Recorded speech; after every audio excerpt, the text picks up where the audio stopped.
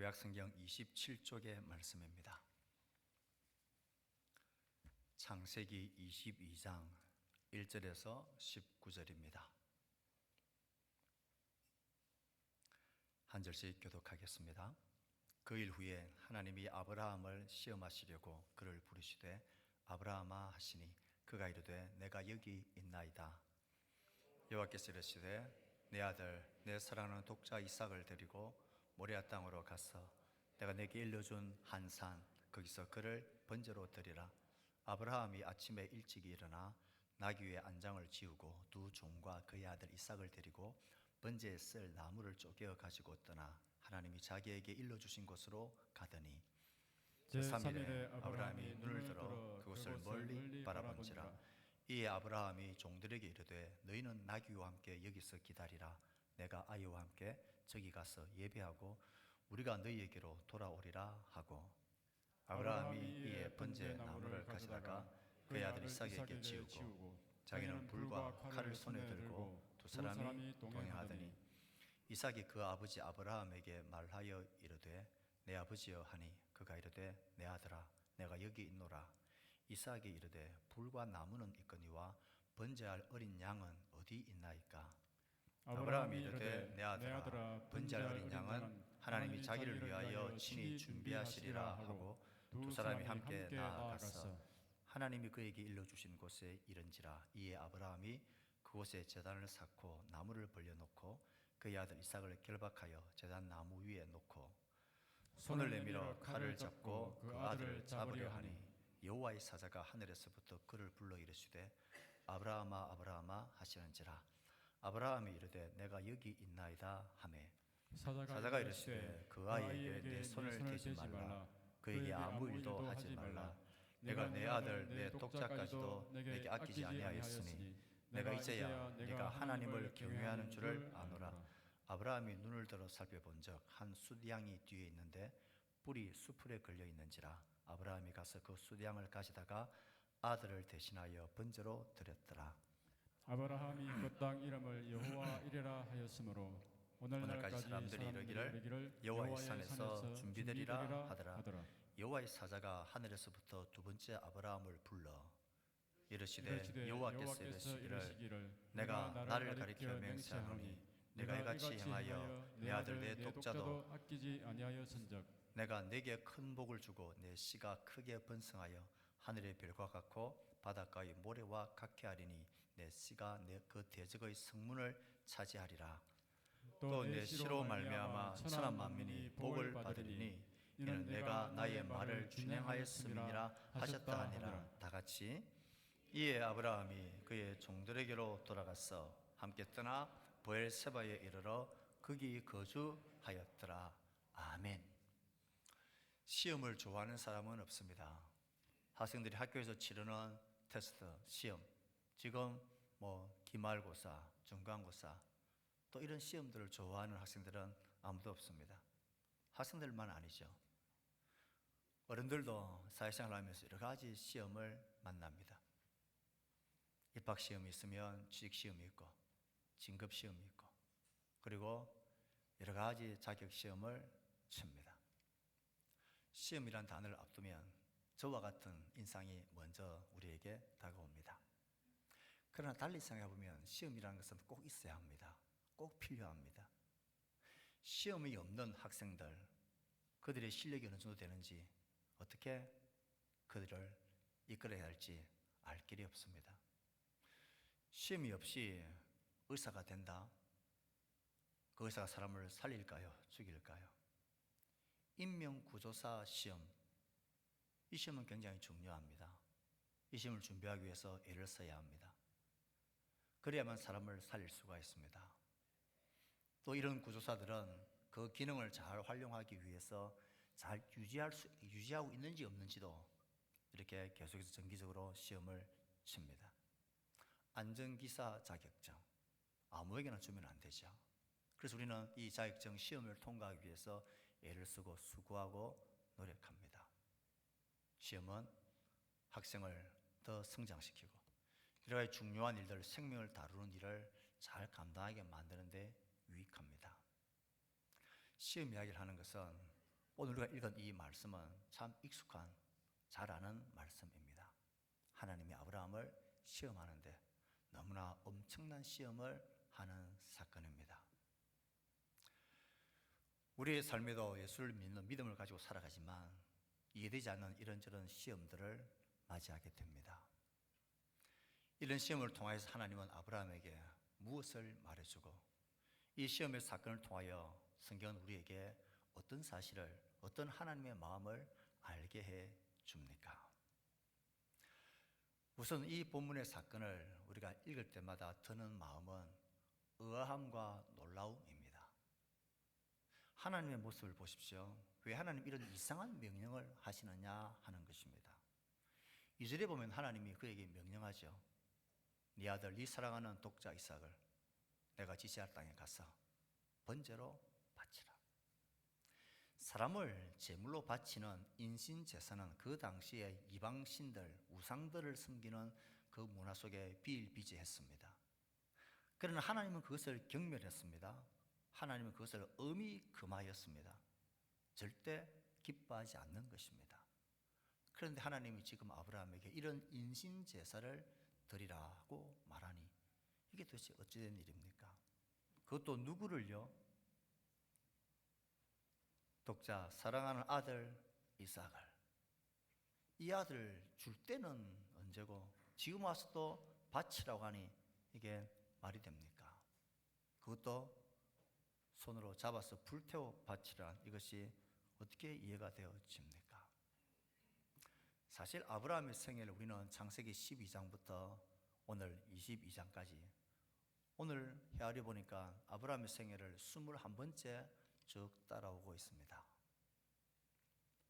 사실 여러분, 아브라함이 처음 하나님에게서 명령을 받아 떠났을 때를 기억해 보십시오. 그때는 하나님이 아브라함에게 아비와 본토와 친척집을 떠나라 그랬습니다.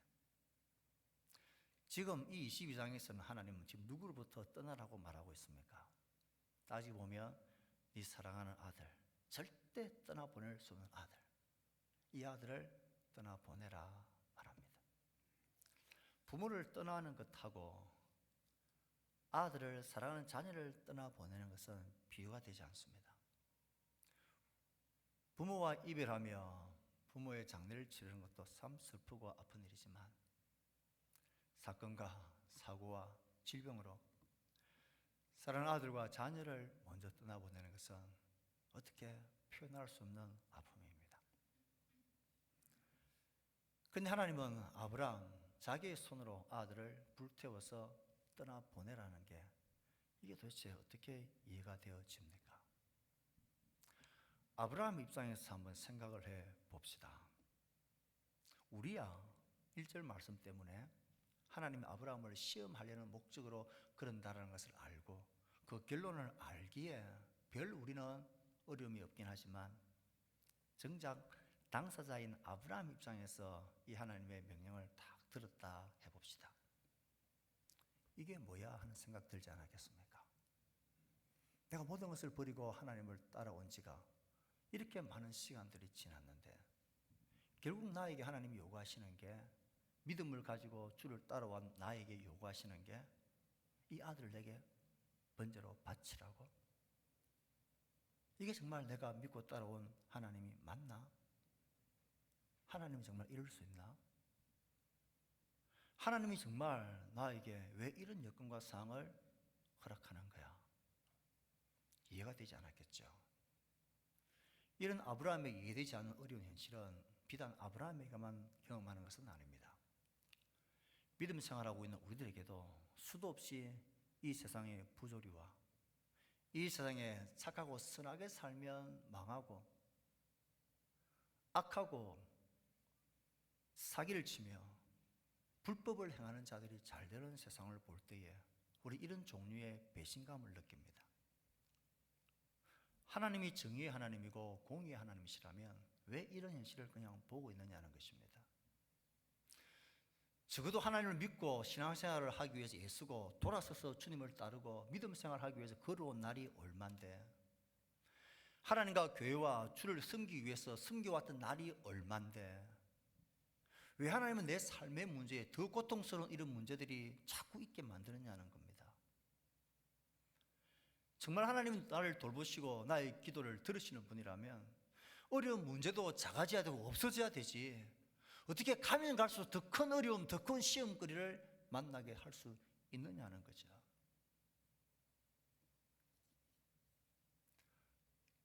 정말 객관적으로 아브라함 입장에서 이 성경을 보면 그렇습니다. 여러분, 하나님을 향하여 배신감을 느낄 때가 없습니까? 정말 하나님 나에게 왜 이러시느냐고, 해도 너무하다는 그런 생각 드실 때가 없습니까?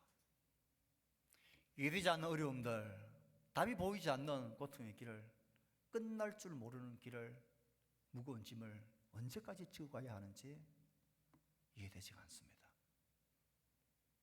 우리 성도들 중에서도 그런 성도들이 있습니다. 남편은 교통사고로 근 20년째 병상에서 꼼짝도 못하고, 아내는 희귀성 중환병과 암으로 수술받으며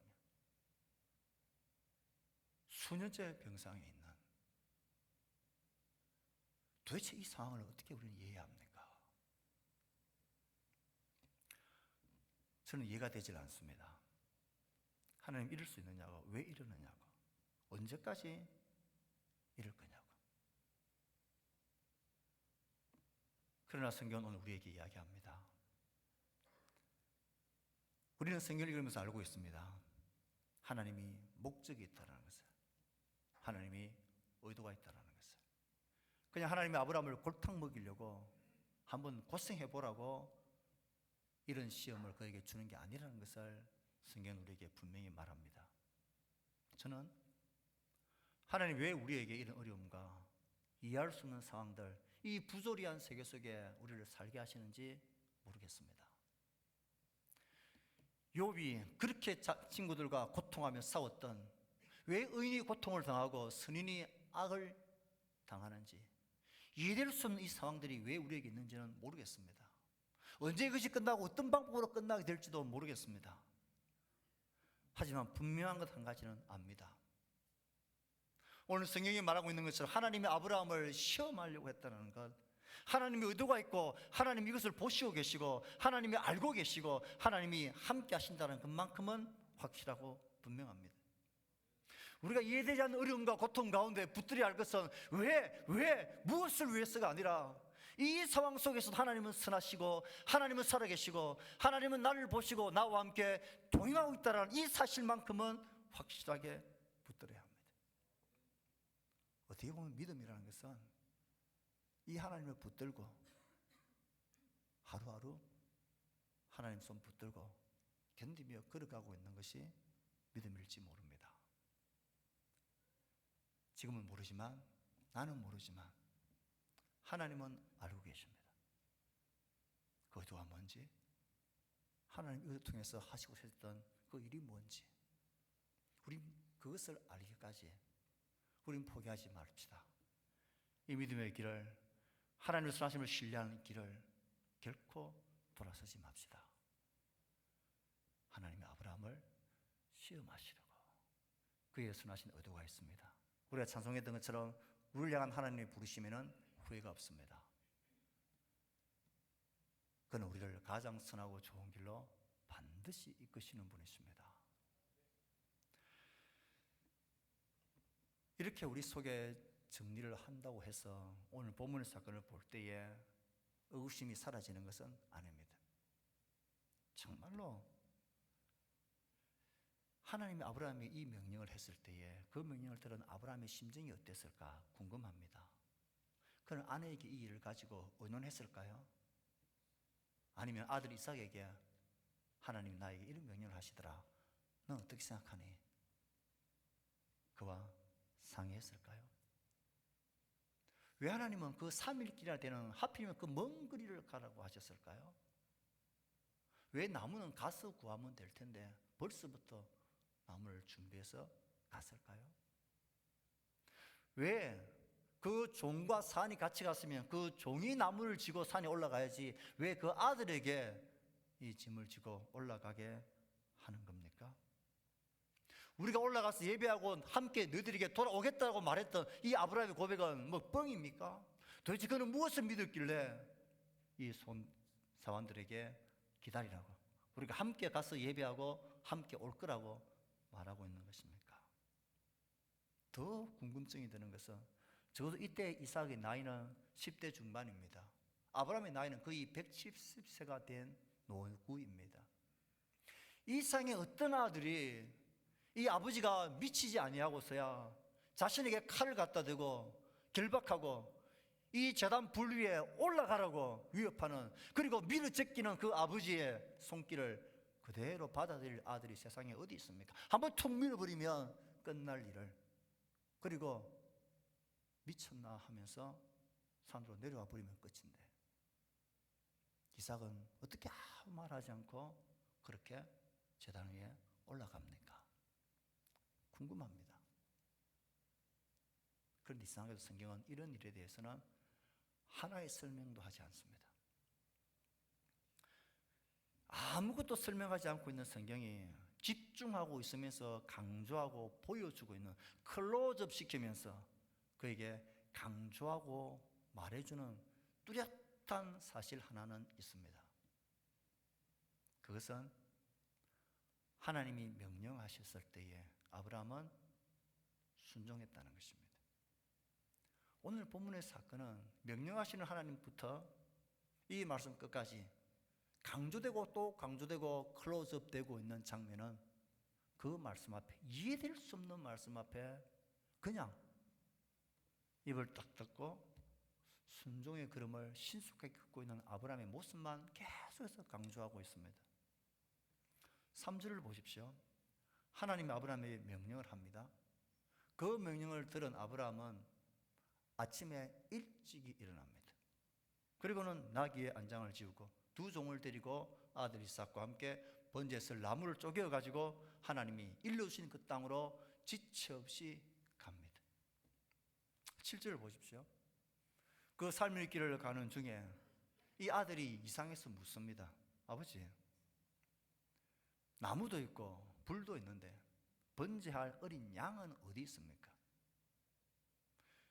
이 아무것도 모르고 초롱초롱한 묻는 아들에게 이 아버지가 뭐라고 대답을 합니까?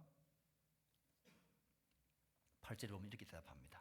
내 아들아, 번제할 어린 양은 하나님이 자기를 위하여 친히 준비할 거다. 이게 아브라함이 어떤 모습을 보여줍니까? 이 아들의 천진만한 그 눈망울과 질문 속에서도 아브라함이 결코 흔들리지 않았다는 것입니다. 그거 네가 신경 쓸 바가 아니다. 하나님이 준비할 거다. 아브라함은 알죠. 하나님이 준비한 그 양이, 그 번제물이 누구입니까? 바로 너라는 사실을 아브라함은 알고 있었습니다. 그래서 하나님은 아브라함은 이거 아무 동료 없이 그냥 그렇게 합니다. 그의 결심이 흔들릴 만한데, 주저할 만한데, 지체할 만한데 그는 그러지 않습니다. 그리고 결정적으로 9절, 10절 그 산에 도착한 그 이후에 일련의 장면은 이 성경 저자가 7개의 동사를 연속적으로 나열하면서 아브라함의 순종의 모습을, 지체하지 않고 주저하지 않는 그의 모습을 우리에게 충격적으로 나열하고 있는 장면입니다. 9절 10절 말씀을 같이 읽어봅시다. 시작. 하나님이 그에게 일러주신 곳에 이른지라 이에 아브라함이 그곳에 제단을 쌓고 나무를 벌려놓고 그의 아들 이삭을 결박하여 제단 나무 위에 놓고 손을 내밀어 칼을 잡고 그 아들을 잡으려 하니, 아마 이 장면을 영화로 찍는다면 모든 무대들이 그 장면에 집중하고 모든 음량이 다 소멸되어진 채 오로지 이 아브라함의 모습만 집중되어지고 있는 그런 장면입니다. 그는 그곳에 이른지라 도착합니다. 도착하자마자 그는 제단을 샀습니다. 제단을 쌓자마자 주저하지 않고 나무를 벌려놓습니다. 그리고 그 아들을 결박합니다. 그 아들을 올려둡니다. 그리고 아들을 잡을 칼을 잡습니다. 그리고는 지체 없이 내리치려고 합니다. 7개의 동사가 지체 없이 쫙 연결되면서 그가 얼마나 이 일에 순종하고 있는지, 행동하고 있는지를 보여줍니다. 하나님이 너무 급해가지고 아브라함아 아브라함아 긴급하게 2번 급하게 부르지 않았다면 지체 없이 아브라함이 이삭을 목을 칼로 찔렀을 그 장면입니다. 성경은 우리에게 말합니다. 성경은 우리에게 부각시킵니다. 아브라함 이렇게 이 말도 안 되는 하나님의 명령 앞에 이런 갈등 없는, 이런 주저함 없는 순종을 이렇게 그가 온몸으로 하고 있다. 이것만을 이 성경자는 강조하고 부각시키고 있습니다. 이 장면을 볼 때 우리는 놀라워합니다. 어떻게 아브라함이 하나님을 이렇게 경외하는 자가 될 수 있느냐? 어떻게 이렇게까지 자기 아들을 잡아서까지 하나님을 예배할 수 있느냐? 하나님을 경외할 수 있느냐? 이 의아스러움이 있습니다. 우리 중에 누가 내 아들을 잡아 하나님께 바치라는 그 명령 앞에 그렇게 하나님을 경외하며 예배하며 내 전부와 내 모든 것을 절대적으로 다해 나는 하나님을 경외한다, 그렇게 할 수 있을까요? 어떻게 해서 아브라함은 이런 모리아 산에 오를 수가 있었을까요? 우리는 생각해야 합니다. 아브라함이 하나님을 경외하며 이 모리아 산에 올라 칼을 잡고 내리칠 수 있었던 이 사건, 이 믿음의 사람, 경외의 사람, 예배의 사람이 되었던 것은 하루아침에 되었던 일이 아닙니다. 그리고 아브라함 안에 있는 어떤 능력과 자질이나 기질 때문도 아니었습니다. 우리는 잘 압니다. 아브라함이 하나님의 명령을 따라 믿음의 결단을 하고 우리를 떠나왔던 그때부터 많은 사건과 시간과 일들 속에서 그는 실패도 했고 거짓말도 했고 연약하고 넘어지고 좌절하기도 했습니다. 자신의 인간적인 방법을 통해서 그 일을 해보려고도 했습니다. 하지만 그때마다 하나님은 그에게 인도하셨고 그에게 자신을 나타내셨고 그의 문제를 해결해 주셨고 그에게 다시 한번 약속하시고 그를 격려하시면서 그에게 이끌어 주셨습니다. 그리고는 그 아들을 하나님의 능력으로 죽은 몸에서 태어나게 했습니다. 아브라함에게 있었던 그 완전함이 아니라 아브라함이 완전해질 수밖에 없었던, 하나님을 이렇게까지 경외할 수밖에 없게 만드셨던 하나님이 위대하고 놀라운 것입니다. 그 하나님이 아브라함 곁에 계시면서 우르에서부터 이 시간까지 단 한 번도 아브라함의 삶 가운데서 떠난 적이 없습니다. 단 한 번도 그들의 삶 가운데 하나님이 실망하며 내가 너를 부른 것을 후회하신 적이 없습니다. 하나님은 언제나 모든 일에 그와 함께 하셨고 그에게 자신을 나타내셨고 자신을 믿을 수밖에 없는 하나님의 전능하심과 영광과 능력과 신실하심을 그에게 보여주신 것입니다. 그에게 있는 놀라운 자질이나 능력이 아니라 그와 함께하고 있는 하나님의 놀라운 영광과 능력과 신실하심이 그를 이렇게 하나님을 경외하는 자로 만들어 놓은 것입니다. 본문에는 나타나고 있지 않지만 이 본문을 해석하며 히브리서 기자는 어떻게 아브라함이 그렇게 아들 이삭을 잡는데 주저하지 않을 수 있었을까를 우리에게 설명해 줍니다. 히브리서 11장 17절 19절 말씀입니다. 같이 읽습니다. 시작. 아브라함은 시험을 받을 때에 믿음으로 이삭을 드렸으니 그는 약속들을 받은 자로 돼 그 외아들을 드렸느니라. 그에게 이미 말씀하시기를 내 자손이라 칭할 자는 이삭으로 말미암으리라 하셨으니 그가 하나님이 능히 이삭을 죽은 자 가운데서 다시 살리신 줄로 생각한지라.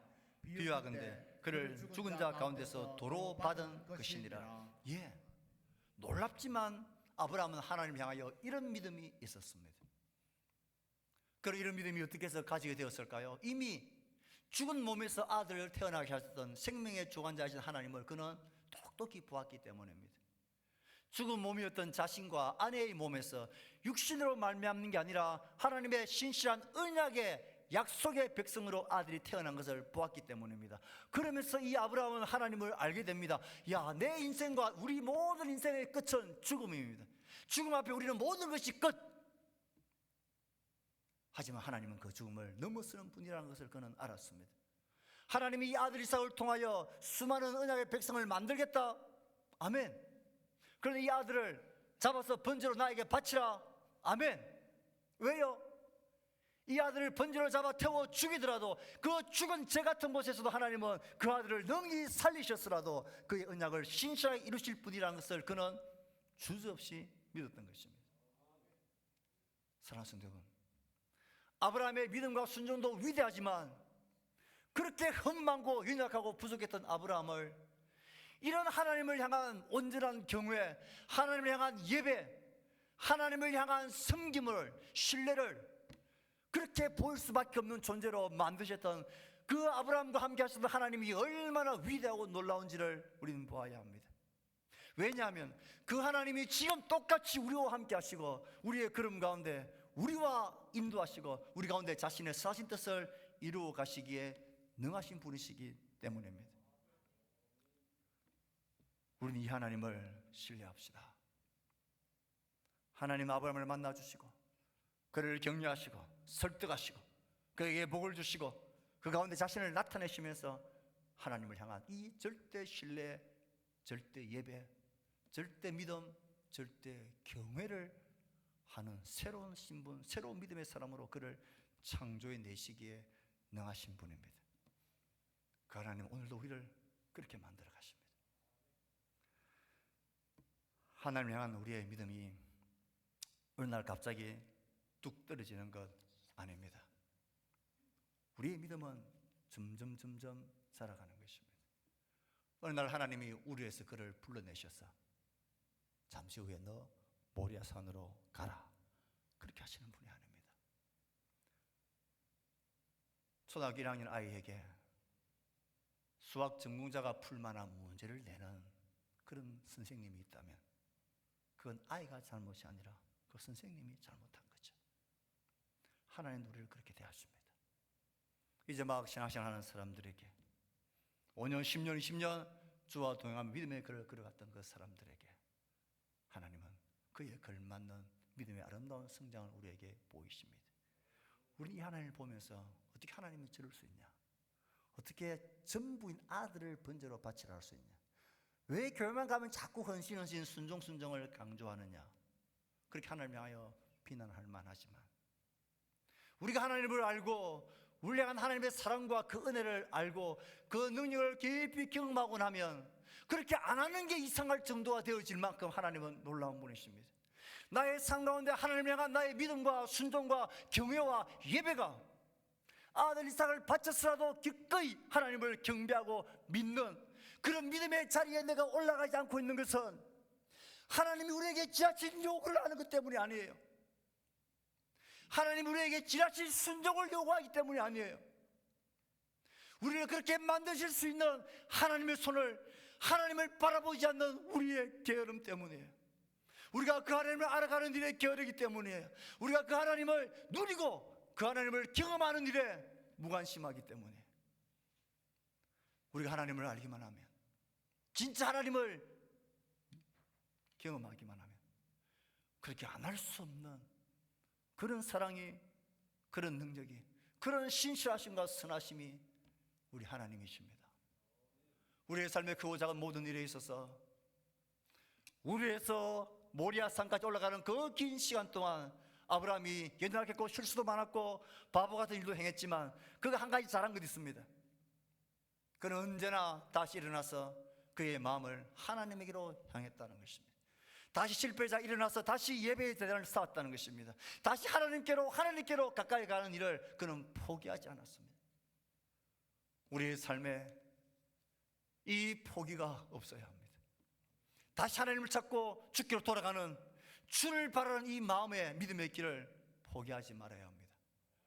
그럴 때 우리도 너무나 자연스럽게, 너무나 주저함 없이 하나님을 진짜로 경외하는 사람, 하나님 내 삶의 진짜 절대자가 되는 사람, 하나님 아닌 것 모든 것을 내가 다 떠나서라도 하나님 한 분만 얻으면 된다고 생각하는 사람, 세상을 등지고 하나님께로 가는 것을 영광으로 생각하는 사람, 세상 사람들이 살아가는 모든 거짓된 삶의 방식을 거부하고 좁고 험하고 배고픈 길이지만 그 믿음의 길을 쓰란 하나님의 백성으로 살아가는 것을 기쁨으로 생각하는, 세상이 감당치 못하는 믿음의 사람으로 그 하나님 우리를 창조해 내십니다.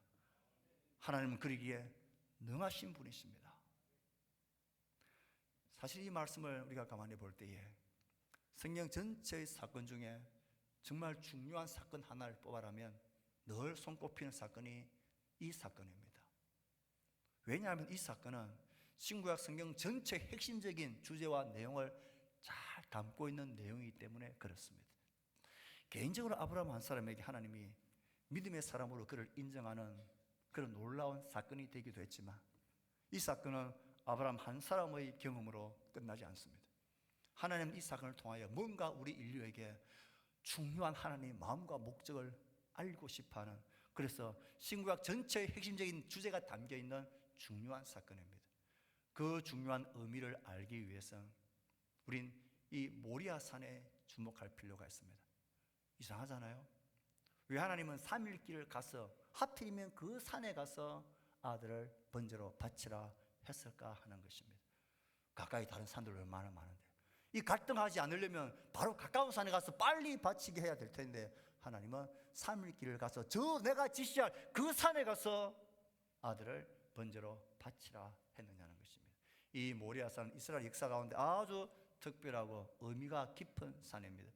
역대하 3장 1절을 읽습니다. 시작. 솔로몬이 예루살렘 모리아산에 여호와의 전 건축하기를 시작하니 그곳은 전에 여호와께서 그의 아버지 다윗에게 나타나신 곳이요 여부스 사람 요르단의 타작마당에 다윗이 정한 곳이라. 역대상 21장에 보면 다윗이 범죄를 합니다. 그래서 하나님이 전염병으로 이스라엘 백성을 칩니다. 그런데 전염병으로 수많은 사람이 죽어갈 때 하나님은 그를 불쌍히 여기십니다. 그래서 선지자를 통해서 이 오르난의 타작마당에서 그 기구와 소를 잡아서 번제로 하나님께 드리면 이 진노가 멈추게 했습니다. 바로 그 오르난 타작마당에 솔로몬이 성전을 세웁니다. 여러분, 성전은 뭐 하는 곳입니까? 하나님께 속죄의 제사를 드리는, 이것이 제일 중요한 기능이지요. 그러므로 이 모리아산, 이삭을 번제로 드리려 했던 그 산은 다윗이 그곳에서 번제를 드림으로 하나님의 진노가 멈춰진 산, 그곳에 하나님의 성전이 세워지고 그 성전에서 수많은 짐승들의 제물의 피로 하나님의 대속의 역사가 일어나게 한 그 성전이 되어집니다. 이 성전의 수많은 대속, 제물, 제사의 사건은 우리가 알고 있습니다. 하나님께서 그 아들을 보내셔서 예수 그리스도 그 독생자, 그의 영원한 단번의 제사로 우리 인류의 모든 죄를 대속하셨던 영원한 속죄의 제사가 일어날 그 어린 양의 속죄의 제사를 보여주는 것이 성전 제사이지요. 그러므로 이 모리아산은 예루살렘 그 성전 제사와 함께 그 성전 제사가, 성전이 가리키고 있는 우리의 독생자 예수 그리스도가 온 인류의 죄와 저주의 심판을 그가 지시고 그 골고다로 올라가셔서 하나님 아버지께로부터 버림을 받으며 우리가 하나님에게로 찾아지는 그런 대속의 사건의 그림을 너무나 잘 보여주고 있는 사건입니다. 자기가 불태워질 나무짐을 지고 올라가는 이삭의 모습은 자기가 십자가에 못 박이고 죽임당할 십자가를 스스로 지시고 올라가시고 있는 그 아들 예수 그리스도의 대속의 모습을 그대로 보여줍니다. 이 아들을 번제물로 바치는 일에 조금 더 흔들리지 않고 견고한 결심으로 주저하지 않고 이 믿음의 길, 헌신의 길, 이 제사의 길을 쭉 걸어가고 있었던 그 아들을 이끌어가고 있던 이 하나님 아버지 아브라함의 모습은 그 아들을 십자가에서 버리시고 그 아들이 어깨에 모든 죄를 뒤집어 씌우고 함께 십자가에 올라가서 그 아들을 십자가에 못 박고 있는, 그렇게 해서라도 우리를 살리고 싶어 하시는, 인류의 온 죄를 구원하시고 싶어 하시는 하늘 아버지의 그 결단과 헌신과 주저하지 않는 마음을 우리에게 잘 보여주는 아버지의 모습입니다. 그래서 성경은 이 아브라함의 순종, 흔들리지 않는 이 믿음의 길을 그토록 강조하고 있는 것입니다. 하늘 아버지가 내가 내 사랑하는 아들 독자 이 예수 그리스도를 십자가에 못 박으면서 나는 너희들을 구원하고 너희들이 나를 믿는 하나님의 새 백성으로 만드는 일에 나는 조금도 주저함이 없다. 나는 그 일을 위해서라면 내 모든 것을 내어줘서라도 나는 너희들을, 나를 믿는 나의 새 백성을, 나를 예배하는 백성으로 내가 너희들을 창조하고야 말겠다라는 하나님의 굳은 의지가 이 아브라함의 순종이 그치없는 모습 속에 투영되어져 있는 것입니다. 사랑하는 성도 여러분, 성경은 이 사건을 로마서 8장 32절에 이렇게 요약해서 이 하늘 아버지의 마음을 우리에게 증거합니다. 시작. 자기 아들을 아끼지 아니하시고 우리 모든 사람을 위하여 내주신 이가 하나님 아버지께서 어찌 그 아들과 함께 모든 것을 우리에게 주시지 아니하겠느냐. 하늘 아버지가 이 아버지입니다. 하나님 아버지께서 어찌 그 아들과 함께 모든 것을 우리에게 주시지 않겠느냐. 여호와의 사자가 나타나서 다시 아브라함에게 복을 주고 번성하게 하고 대적의 성문을 차지하게 될 것이라. 이 말씀은 하나님이 보내시고 내어주실 예수 그리스도 그 아들의 대속의 죽음을 통하여 죄와 사망과 사탄의 모든 대적의 권세를 박살내시고 그 안에서 영원한 복을 누리게 될 이 약속을 하나님이 신실하게 선포하고 있는 말씀입니다. 우리는 이 사건 속에서 우리 위하여 그 아들 내어주신 하늘 아버지를 봅니다. 아브라함을 향하여서는 그러지 말라고 그 손을 멈추라고 그를 말리셨지만 하늘 아버지는 그 예수 그 아들을 십자가에 내어주심에 있어서 그는 멈추지 않으셨습니다. 나의 하나님 어찌하여 나를 버리십니까? 라는 이 아들의 절규 앞에서도 그는 귀를 막으시고 그 아들을 버리시고 우리를 찾으시기를 그렇게 소원하셨습니다. 이 사랑이 우리를 향한 하나님의 사랑이고 그의 영광스러움이십니다. 아들을 바치고 내 삶을 하나님께 바치라는 요구가 무리하고 광신도 같이 느껴집니까? 우리를 향하여 자신을 내어주신 하나님의 그 사랑을 알면 이렇게 살아가지 않을 수 없는 게 하나님의 사랑입니다. 하나님의 영광입니다. 하나님 눈에 우리 한 사람 한 사람은 그렇게 귀하고 아름답고 소중한 생명들입니다. 이 믿음의 길을 걸어가십시오. 이 믿음의 길을 포기하지 마십시오. 우리의 삶의 크고 작은 모든 어려움 가운데 여전히 우르에서부터 모리아산까지 신실하게 나와 함께 하시는 하나님을 바라보십시오. 하나님은 언제나 그 옆에 아브라함과 함께 하셨던 것처럼 우리와 함께 하십니다. 그리고 우리를 통하여서도 하나님은 내 삶의 전부입니다. 나는 하나님을 찬양하는 그것으로 나는 만족합니다. 하나님을 예배할 수 있다면 나는 그것으로도 내 인생의 모든 만족을 누립니다라고 고백하는 이 멋진 하나님의 믿음의 새백성을 하나님은 창조해 내시기에 능하십니다. 우리 이렇게 하나님을 사랑하며 그 하나님을 바라보며 우리 삶의 크고 작은 어려운 문제 앞에서 낙담 낙심하지 말고 주를 바라보고 믿음의 길을 담담하게 걸어내는 믿음의 사람, 믿음의 백성 될 수 있기를 주의 말씀으로 축복합니다.